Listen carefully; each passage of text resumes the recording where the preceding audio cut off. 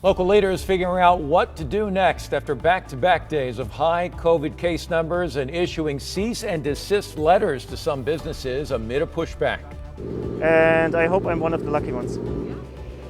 Yeah, hoping to get the vaccine and not the placebo. A local participant in one of the COVID vaccine trials gives us a glimpse into the process and the actions the current president and president-elect are taking as the fight over Biden's transition to the White House continues. ABC 10 News at 11 starts right now. ABC 10 News at 11 starts now.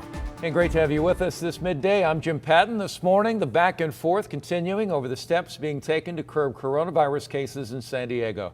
The county has reported more than 1,900 cases in the last 2 days. Those numbers come on the heels of San Diego's move back into the purple tier, imposing more restrictions on businesses. Now, some have gotten cease and desist letters for ignoring those restrictions. County leaders meeting today to discuss the situation and the enforcement of the health order. ABC 10 News reporter Marie Cornell has more. County Supervisor Jim Desmond has been pressing business owners to sign up and speak at the Board of Supervisors meeting Tuesday, expressing their concerns over the latest round of restrictions. Monday, the county sent cease and desist letters to several businesses and one church for refusing to close indoor operations over the weekend. This is after the county moved into the purple tier, which has forced many businesses to operate outdoors or shut down. The letters were sent to the following establishments. Among this list, the Fit Athletic Club. ABC 10 News was at the East Village location this morning when this sign was placed on the door, saying they were taking a pause and will be closed for business for hopefully a short period of time. It also says they're taking legal action to get temporary relief to reopen. Stand with your conviction. Move the needle. Over the weekend, this rally was held downtown with people carrying signs and waving flags, expressing their anger over another round of restrictions. County officials say tighter restrictions are needed to help control the spread of the coronavirus, and they're asking local law enforcement agencies to help. On Friday, I sent a letter to all the mayors in our region to have them step up enforcement of state and local public health orders. And our regional compliance team is moving forward on complaints that we are receiving. ABC 10 News is reaching out to the county to find out if there are more cease and desist letters that will be sent out, but we have been told that those that do not follow the rules can be given a ticket and face a fine of $1,000 per violation. Reporting outside the county admin building, Marie Cornell, ABC 10 News. Marie, thank you very much. Governor Gavin Newsom pulling the emergency brake on the state's plans to reopen the economy. He has moved 41 of the state's 58 counties back into the most restrictive purple tier. This after the state reported a doubling of COVID-19 cases over the past 10 days. San Diego and LA counties account for just under half of the state's daily case average.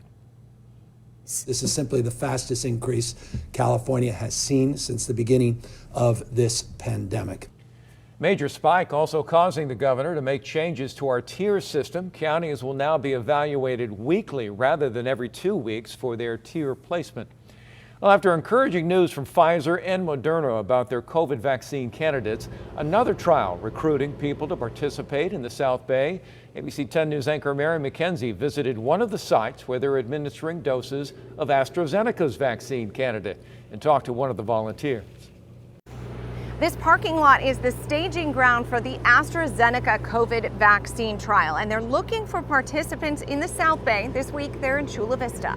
Yeah, I hope I got the real thing. The odds are 2-1. Tobias Wagner has already had his first dose of either AstraZeneca's vaccine candidate or the placebo.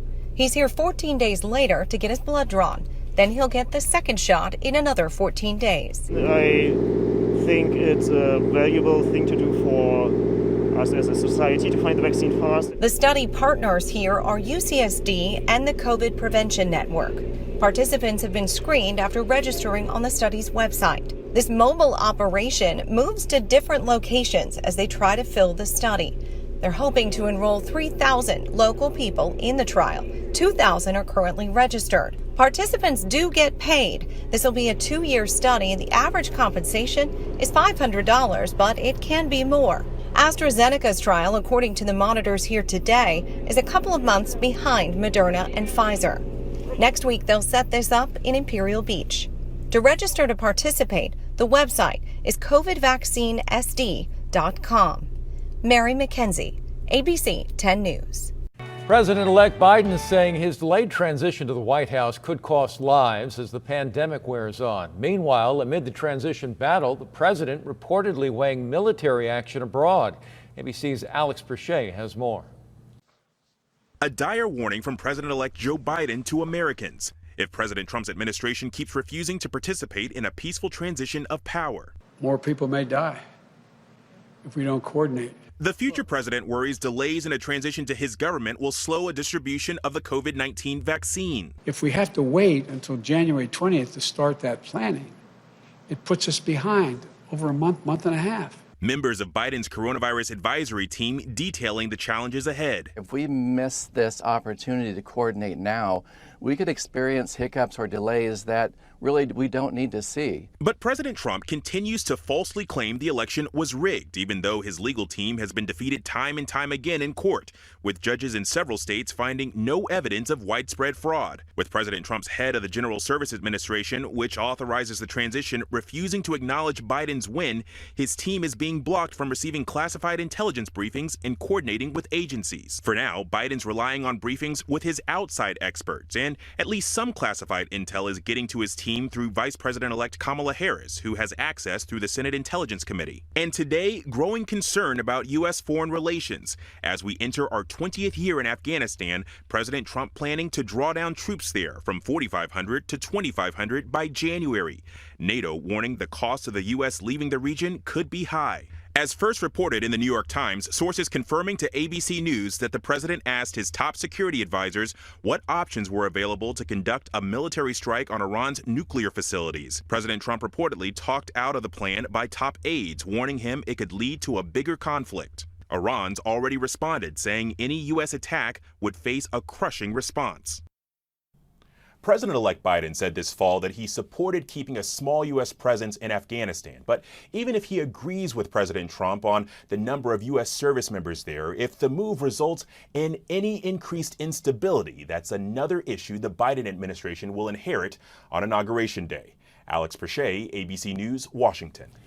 This morning, the heads of Facebook and Twitter facing a Senate committee questioning their policies related to the oversight and moderation of posts in the wake of the election. Facebook's Mark Zuckerberg and Twitter's Jack Dorsey were both on hand this morning. Members of both parties today expressing concern over the power both companies have, though differing over exactly how they wield it. Democrats worried sites aren't doing enough to cut out disinformation. Republicans saying bias is influencing which messages they deem misinformation. And give some direction to these companies because they have almost an impossible task. You have an immense civic and moral responsibility to ensure these instruments of influence do not irreparably harm our country. No action taken today, but both parties have weighed changes that would hold companies accountable for content on their platforms. Happening today, a La Jolla restaurant owner being sentenced for sexual assault. Daniel Dorado was convicted of 20 different counts late last year for assaults that occurred over a 9-year period. Prosecutors say Dorado assaulted women after spiking their drinks or after they'd had too much alcohol to consent. Dorado denied the allegations through his attorney, who called the encounters consensual. Dorado's sentencing hearing is underway right now.